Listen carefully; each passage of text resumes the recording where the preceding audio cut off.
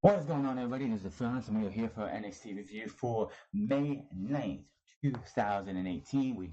I just got done watching NXT, where we had Cassius Ohno versus Ciampa in the main event. Cassius Ohno, of course, trying to avenge Johnny Gargano against Ciampa tonight. It was funny because at the end of the match, there was actually for Ciampa during the match, you heard a "You're the Devil" chant, which someone tried to start, and it didn't go very well. That was funny. But Tommaso Ciampa and Johnny Gargano's storyline is about the best storyline going on in all of WWE. This is a classic blood feud between two guys. And if this feud built like this was happening on the main roster, I can tell you right now it would be going for Hell in a Cell. It would be Hell in a Cell worthy feud ender, but unfortunately it's in NXT, so we're not going to see a Hell in a Cell match for this at Takeover Chicago. Hey, I might be wrong, but that would definitely be something that I could see them doing for this match. This feud between these two. Tommaso Ciampa is playing the perfect heel, and of course Johnny Gargano, the quintessential babyface, the Daniel Bryan-esque type babyface that NXT needs.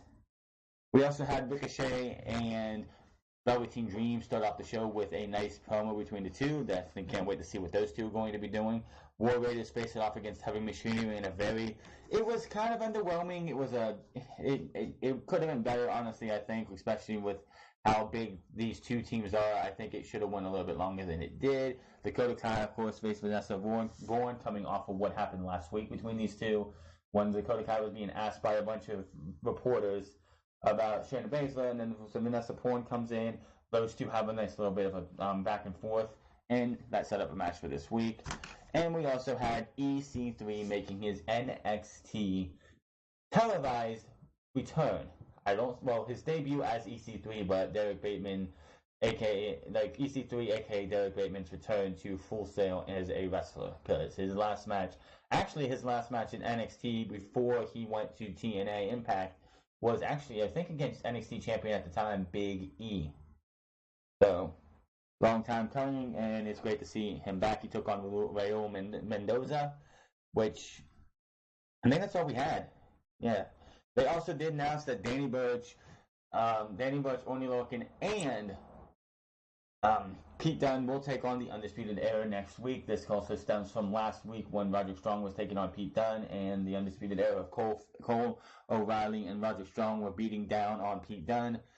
And Danny Burch and Oney Lorcan came out and helped fend them off. So that match is going to be interesting to look forward to, and all that stuff. Shayna Baszler, of course, made her presence known as well during the Dakota Kai and Vanessa Bourne match. So we're slowly getting close to Takeover, which is supposed to be happening the night before Money in the Bank. That is 5 weeks from now. They got to be taping shows tonight or tomorrow for NXT Takeover, build towards NXT Takeover. I have not read the spoilers. If they are happening, it's gonna go as it does. It is much better to do it this way, so you don't sit there and be like, yeah, this is what happened. This is what happened. I knew it was gonna happen this way. No. But we did have ourselves a pretty decent NXT. It wasn't blow your mind NXT. The best thing of the show was the start and the finish. The other stuff in between, the other matches of Roman, those Vanessa Bourne versus Dakota Kai, and the War Raiders match versus Heavy Machinery, all felt like they could have been a little bit longer. But it is an NXT show, and we're trying to build people up and showcase who we're going to push. The show started off with Ricochet out here sharply dressed without socks and some slip-on shoes, which a crowd member actually got him to say something about that later. He comes out and says, "Now every place I've been, I wanted to make sure everyone remembered me, and it was my mission after Mania weekend. Everyone was talking about me," which a lot of people were talking about Ricochet, and if you weren't, then I don't know what match you were watching at NXT TakeOver New Orleans, because that was one hell of a match, and he put on a hell of a show. What I want to do, the brand that is redefining what sports entertainment is, all about you. You can call it whatever you want. You can call it cocky. You can call it confidence. But each time I step into the ring, there is no doubt there is only one and only Ricochet. And one thing is on my mind.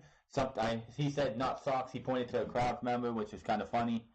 but the NXT Championship. Before he can say another word, out comes the Velveteen Dream, who looked like he was wearing a hairnet. The Velveteen Dream says, "No, no, no, no, no, no, no, no. Look, who's giving you the authority? Who's allowing you to come out here to the ring?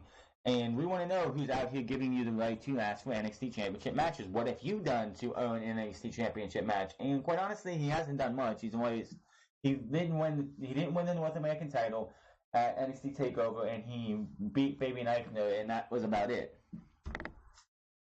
I need you to take a step back. Let's get one thing straight. You call yourself the one and only, and you make this look good. Well, Dream agrees. You do make this look good, but the Dream has to let you know something. There is one man, one experience, and guess what? You're looking at him. Does a little pose. Velveteen Dream chants during the beginning of this entire time. Then they started going back, like Ricochet, Velveteen, it was dueling chants. These guys are super over, especially the Velveteen Dream. Could you imagine 1 year ago, I think it was WrestleMania weekend or right before that, Velveteen Dream makes his debut. Do you really think anybody would have saw the Velveteen Dream being this over and this popular in the ring? Hell, when he first came out, I was like, it's just it's like knockoff on Goldust and everything. It's a new rehash on that. It's going to be like Adam Rose and No Way Jose, who's going to be there, and which is already there because he's stuck with Titus Worldwide already. But yeah, I was like, that's all that's going to be. He's just going to be here. He's going to do something. He'll come with the main roster, and he'll be dead. But no, Velveteen Dream, Patrick Clark, has done a lot to get himself over. And this guy has put out match after match after match classic, and I can't wait to see what these two do. But as we continue, so I tell you what, you can jump around, hit around this ring, trying to make a name for yourself. No matter how you flip or flop, the crowd was really like, oh, right for that shot. You better make sure you land in the back of the line, behind the Velveteen Dream. Ricochet says, "Behind you? You really think you deserve?" And he had a little chuckle. A title shot. Listen, Dream, I know all about you. You're the Velveteen Dream. You made the entire NXT universe say your name. And props to you, Chief. Props to you, dog, I think is what he has to say. You got the NXT champion to say your name, but you might not remember that because it was right after he kicked your head off. Good little burn right there.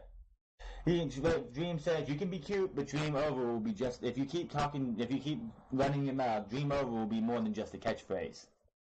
Ricochet says, "You're good, but you're not Ricochet. You think this is your show and your spotlight? Get used to it, because now that I'm here, I'm going to take your spotlight and steal your show." Dream says, "Steal my show? The Dream show? Steal the Dream spotlight?" Yes chants from the crowd.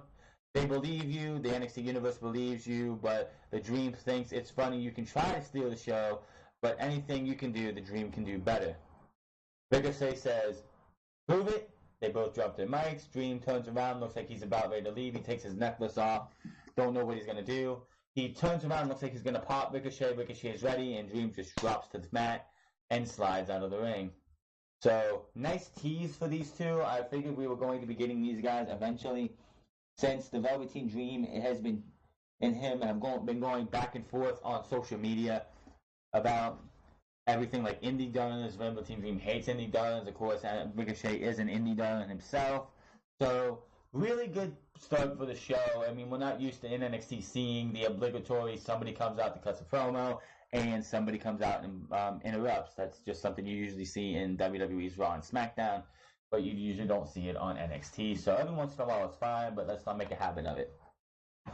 EC3 versus Royal Mendoza. NX3 chants throughout the match. Mendoza at the beginning of this match was a hot lightning bolt against EC3. This guy was just all over the place. He does hit a Hurricane Rana just as quick as he hits a kick up springboard missile drop kick for a 2 count. EC3 catches Mendoza and lays him out, then stomps a mud hole him in the corner. EC3 turns Mendoza inside out with a clothesline, rolling neck snap to Mendoza. Mendoza gets a jawbreaker on EC3, then Mendoza takes over for a moment until he's launched face first into the turnbuckle, then hit with a TKO. I think they're calling that his 1%er, but it's a TKO. which is also Nikki Bella's finisher, just letting you know. And the 3 count for EC3. Kathy Kelly's on the rant asking EC3 about his win, she says, after falling short at NXT TakeOver New Orleans, what does it mean to win this match tonight? He says, falling short at TakeOver, so what? Adversity makes a man. Now the only thing you will see from me is victory after victory after victory until I make this NX3. That is because I am the best here. I am the 1%, top 1% of this industry. I am EC3. So Roman Mendoza, of course, just being the guy who's going to put the new guy over. It's a shame that I'm sure we'll see Roman Mendoza eventually make his way up to 205 Live, because I think he would make a good spot there. When they're like, well, we ain't got nothing else for you to do really here, and we have other people who can be jobbers. I could see him being elevated, not to Raw SmackDown. I see him being a 205 Live guy if he does I think he's under 205 pounds. I'm pretty sure he is. But I can see Roman Mendoza, especially with the way he worked tonight and how fast he was, him getting added to the 205 Live brand would actually probably be a good move for him. Give him some showcase on main roster television. You would see him go up against the likes of Kalisto, Hideo Itami, Akira Tozawa, Brian Kendrick, and Drew Gulak, and all those. I can see Raul Mendoza whenever WWE, like Triple H, feels, we have others around here, and you can probably do something up in 205 Live, which would actually freshen up matches in 205 Live. Yes, they only have an hour at 205 Live, but having someone like Raul Mendoza who could help, freshen it up would actually be a plus for that brand. So I'm saying probably by the end of this year, Raul Mendoza will not be on NXT anymore, because what else can he do down there? He just jobs at other people. I can see him coming up to 205 Live and maybe being a jobber, or maybe being someone who actually gets some wins under his name.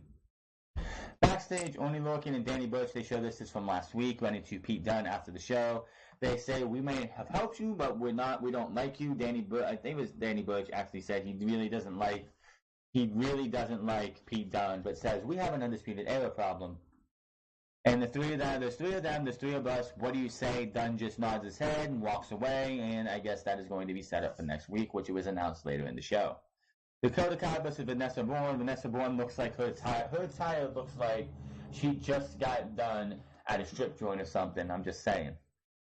Drop kick by Kai. She goes for the running haluva kick, but Bourne moves out of the way. Face buster by Bourne for a 2 count. Bourne, the man, she just says, cheer for me, and the crowd just boos her heavily. Spinning neckbreaker by Bourne for another 2 count. Rest hold by Bourne, keeping Kai down. Kai fights out of it and kicks for Bourne. Crescent haluva kick because she runs halfway across the ring for it. Dakota Kai with this, Vanessa Bourne's down in the prone position. Dakota Kai leaps over her, does a flip over like it's a destroyer, except for landing all the way. She lands with her feet on the back of Kai's head, flips her over in 1, 2, 3. I have no idea what the hell this move is called. And winner is Dakota Kai. She's celebrating, and then Shayna Baszler's music hits. And Dakota Kai goes from happy to, oh my god, I'm gonna die. She literally, had a range of emotions from, I want to, oh, I'm gonna die. I'm loving this Shayna Baszler thing. It was reported by Pro Wrestling PW Insider and a bunch of other people that and WWE themselves actually, that Jessamine Duke and Ramona Shafir have been signed to WWE, and now 4 horsewomen are in WWE now from MMA. So the 4 horsewomen of MMA versus the 4 horsewomen of WWE will probably be happening by the end of this year or going into next year. Post-match out comes Shayna Baszler. Kai looks terrified as hell. She backs Kai into the corner. She has her title out of the way. She takes it off, and Vanessa Bourne's still down, thrown in the ring. And Shayna Baszler puts her in the Karakuda clutch. Dakota Kai, scared as all hell, just backs out of the ring and walks up the ramp, backs up to the ramp as fast as she can in a scared motion. And Dakota Kai, walks away as Shayna Baszler is staring her down while she still has Vanessa Bourne in the Karakuda clutch, or whatever it's called. In the back, Kathy Kelly is talking about the show when she's waiting for Dakota Kai. She asks Kai about Shayna. Dakota Kai says, I just won my match, and then I just wanted to leave, and then Shayna Baszler walks up behind her, and Shayna says, there's Dakota Kai to do something, and Kai's just frozen. You hear laughter Like, Shayna Baszler walks off. She's like, I thought so. Walks off. We start hearing maniacal laughing. And Dakota Kai looks over, and it's Nikki Cross, who we haven't seen since I think, yeah, we haven't seen Nikki Cross in a while. I know the other two members of Sanity are moving up. She wasn't even there for the final show on NXT, so seeing her now is just like, okay. So, Heavy Machinery versus War Raiders. This match was a very quick. This one was a hard-hitting, quick match. I was hoping it would have been a little bit longer, but with the main event also still happening, I could see these guys going again, and it could be a lot longer. Brozovic and Rose start the match. Forearms from these two back and forth. All men were in the ring. This match broke down fast. Hanson tags in, and the War Raiders take over this match. Brozovic with a massive suplex to Hanson. Rowe and Knight are both tagged in. Rowe is no-selling the shots from Knight. Drop kick by Knight. Double team combo, and the War Raiders are the winners. War Raiders win. Just a little, it's like, there's more than I think these two teams can do together. I think these two teams can go and beat the hell out of each other and give you a Lars Sullivan versus Killian Dane match that we had a couple weeks ago on NXT TV, something like that, where these two teams just beat the holy hell out of each other with somebody coming up, bleeding somewhere in their body. It was announced that Undisputed Era versus Don Lorcan and Bush will happen next week. Unlike previous weeks, we only had one match named for next week, and that's probably because the NXT tapings for next week have not even started or haven't concluded, so they couldn't splice in everything, and they just had this one match ready to go. Cassius Ohno versus Tommaso Ciampa. This is how good Tommaso Ciampa is. They don't even have to say his name. They don't have to announce him. They had the graphic for Ciampa show up on the screen, and he wasn't even out yet, just immediate boos. Tommaso Ciampa is got to be the most rightfully hated person in all of WWE. And when I mean rightfully hated, he's a heel, he's getting the heat, he's getting booed, he's getting "you suck" chants. Someone tried to call him the devil. That didn't work out because people just started laughing that person, the person out of the building. But Tommaso Ciampa is a great fucking heel, and I'm wondering what they're going to do for the next 5 weeks after this week. Because we do have NXT Takeover the night before Money in the Bank, and with Money in the Bank happening in 5 weeks since Monday Night Raw, SmackDown Live, and NXT are done, next week will be 5 weeks until we get to Money in the Bank. What are they going to do for these final 5 weeks? And I know it's going to be weird for their taping because usually they only tape 4 weeks, and with the fact that they have an extra week, I don't know if they're going to do 5 straight episodes of NXT in the same night. I think that's a little overkill. 4 is a struggle anyway, because when we get to the 4th week, the crowd's not as lively. They're tired. You can tell because the crowd goes from being hot as hell to just, they get the pops come, but just not as much as they couldn't. Like tonight, when Tommaso Ciampa came out, the boos were there and the "you suck" chants were there, but it wasn't as loud and it wasn't as on fire as when he beat down Johnny Gargano in the second week of the show. So it was like 2 weeks ago? Yeah, 2 weeks ago when he beat down Johnny Gargano.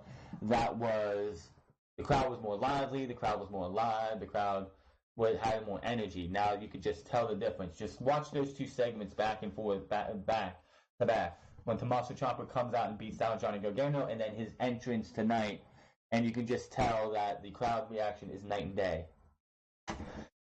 Ohno gets Ciampa in the corner. The ref backs Ohno off. Ciampa tries to get a cheap shot on Cassius Ohno, but Ohno ends up stopping that and knocking him out to the outside. Ohno is all over Ciampa. Ohno chants from the crowd. Ohno with a stiff shot to Ciampa. Ohno with a massive suplex to Ciampa, then a leaping senton for, I think he got a 2 count on that. Ohno gets a drop by Ciampa and a running knee to Ohno. Ciampa stomps the hell out of Ohno from this point. Ohno for the first 2-3 minutes of this match was all over Ciampa. Ciampa couldn't get a word in edgewise, and then a running knee to Ohno, and Ciampa just takes over and just stomps the hell out of this guy. Ciampa with a stomp on Ohno's leg, then a stomp on his face, shotgun drop kick, and Ciampa taunts Ohno saying, it's like, what are you, his big brother? What are you, his big brother? He's not worth it. He's not worth it. And he just starts going out all over him. Ciampa just wants to get it into Ohno's head, though. What the hell are you doing? This is none of your business. This is between me and Johnny Gargano, and you're just making casualties for yourself. Ciampa with a headlock on Ohno. Ciampa ends up getting out of that. Ohno gets out of that, but Ciampa drives a knee into Ohno's chest and a chop to Ohno's chest. Then Ohno stops one of these chops and just stiff shot to the face. I gotta say, other than Pete Dunne in British Strong Style, Cassius Ohno has got to be one of the stiffest shots, stiffest shots in NXT at this time. Then a bicycle kick to Ciampa. Ohno takes control again. Boot to Ciampa's face. Now Ohno with a face wash on Ciampa. Now raking. He takes his elbow pad off. This is the first time he'll do he'll expose something. He takes his elbow sleeve off. Takes his elbow and just rakes Ciampa's face. Just rakes it and just shoves it into Ciampa's face. Now, and then another big thing about this match was when we first saw that beatdown 2 weeks ago by Tommaso Ciampa, he was wearing tape, kinesio tape around his eye. He wasn't wearing it for this match, and he did have a bruise or two around his eye, so I don't know if that was makeup or that was actually from the match at Takeover, because this was, of course, taped the Wednesday after Takeover or the Thursday after Takeover. But Ohno starts working on Tommaso Ciampa's eye. That becomes a big portion of this match. Ohno then takes his knee pad off and drops the exposed knee onto Ciampa's eye. But Ciampa with a knee to Ohno gives him a slap for his troubles. Ohno has a crazy twisted submission. I have no idea what the hell this was. He was on the turnbuckle after the slap. Ohno grabs him and just twists his neck like it looks like he's trying to snap it. He has Tommaso Ciampa's legs around his waist, and he's telling him to get up. All of a sudden, he does a sit-down, drop-down, and I literally thought that was going to break Tommaso Ciampa's neck. I had never seen that before in my entire fucking life, and I've been watching wrestling since 1997. I've never seen someone have their head twisted like that and then drop down like that. That was scary brutal. Ohno screams to Tommaso Ciampa, "Is it worth it?" and stomps on him. Ciampa hides behind the referee to get a cheap shot on Cassius Ohno. Then, while the ref isn't looking, he tears at Ohno's eye because after the cheap shot and a couple other chops, Cassius Ohno is down. Tommaso Ciampa goes to take his wrist tape off and looks like he's about to, choke him out, but the referee's like, no. He grabs the wrist tape. The referee's throwing the wrist tape away, which why didn't he just follow it up and toss it off? But no, he tosses it out of the ring, and while he's doing that, Tommaso Ciampa takes his hand and just gouges at Ohno's eye, the same eye that Ohno was attacking on Tommaso Ciampa's face. So, as Percy Watson blatantly put it, an eye for an eye. Ohno with a bicycle kick, but he misses the leaping elbow because Tommaso Ciampa ducks. Knee to the back of Ohno's head for only a 2 count. Ciampa with a boot on Ohno's throat. Ohno gets up and they trade blows. Ciampa hits a huge clothesline, then a nasty neckbreaker slam. He puts him up like this neckbreaker, and then when he drives him down, he turns him back around. So instead of falling on his back, he falls face first. 1, 2, 3. You still suck chants. There was also the "You're a Devil" chant, which got a bunch of laughs instead of boo, like "You're the Devil." After the match, Ciampa takes the knee brace off, hits Ohno in the back, who was sitting in the corner, wondering what the hell did I just do? I should have won this. I put all my effort into this match, but he gets hit from behind with the knee brace. And then just like Johnny Gargano did to Tommaso Ciampa at Takeover New Orleans, he takes the knee brace, breaks it, brings it across Ohno's face, and just wrenches back. After Tommaso Ciampa falls after Cassius Ohno falls out of the ring, Tommaso Ciampa, in clear audible of the microphone on the camera, screams, "He broke Johnny's body. He broke Candice's heart. The Gargano fairy tale is over." He exits the ring. Crowd's booing. As I said before, the crowd, you can tell, was not as lively as it was 2 weeks ago with the first set of tapings, which, quite honestly, I think they should do 2 nights. So you have 2 sets instead of a 4-hour taping, you have 2 hours. You do 2 episodes one night and then 2 episodes the next night. If they have to do 3 for 5 weeks like this week, you do 2 and then 3, or 3 and 2. But on a normal week, you should do 2 and 2. So the crowd is always lively. Because a 2-hour show with great wrestling, and it's not because the wrestling's bad. When you have Pete Dunne versus Roderick Strong happening, And you also have Johnny Gargano getting beat down. And you have all these great matches, these good matches, and these great matches that they have go on. It's going to take the energy out of the crowd. So I think they need to do 2 episodes, especially if they're staying in Full Sail with this for forever, how long they do. You should do Wednesday for 2 episodes, and then Thursday for 2 episodes, 2 hours, to get that lively crowd. So when we're watching at home, you always get that great reaction from the crowd. And if anything, you can have this set of crowd, a crowd for one set of taping, and then a different crowd for the next set of tapings, and like for the next day. So it's always a different crowd. And after 2 weeks, and hell, if you wanted to, you could always mess with people and like take episode 2, 1, and 4, and then episode 3, like 1 and 3, and then 2 and 4 on the next night. So anybody who goes home is like, yeah, this happened, and the next week that happens, and then when you watch it back, no, that's not how it happened. Just to mess with people's minds. But NXT, of course, gave us another good show. Tommaso Ciampa and Johnny Gargano's storyline will definitely be interesting to see where they go with this for NXT Takeover Chicago, which of course is 6 short weeks away. We do not have another pay-per-view for another 5 weeks, which is great. After we had the WrestleMania, Greatest Royal Rumble, and Backlash in a 4-week period, this feels like a breath of fresh air. Compared to last year where we had a pay-per-view every other week, this again feels like a breath of fresh air. I hope we can keep that up. My name is TheFrance. Follow me on twitch.tv/TheFrance08. Follow me on Twitter @TheFrance. Hit that subscribe button. Comment down below. Like this video. If you don't like what I'm saying, dislike it as well. Doesn't matter to me. Always get them views. Until then, you guys have a good afternoon and night, and I'll see you guys later. See you here for Unscripted on Saturday, where we have some potential plans for Roman Reigns that nobody's gonna like. I'm out of here though. See you guys later.